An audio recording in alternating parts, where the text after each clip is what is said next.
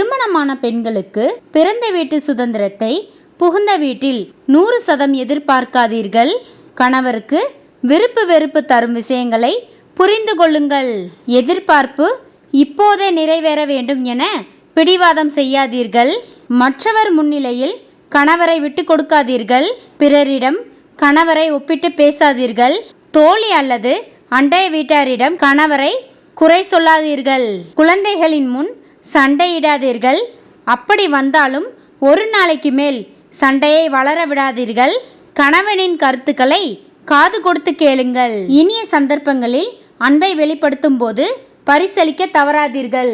பெற்றோர் குழந்தைகளின் முன்னிலையில் கணவருக்கு முக்கியத்துவம் கொடுங்கள். தவறு நேரும் போது மன்னிப்பு கேட்க தவறாதீர்கள்.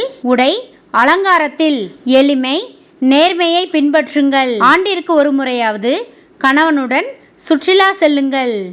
நன்றி, வணக்கம்.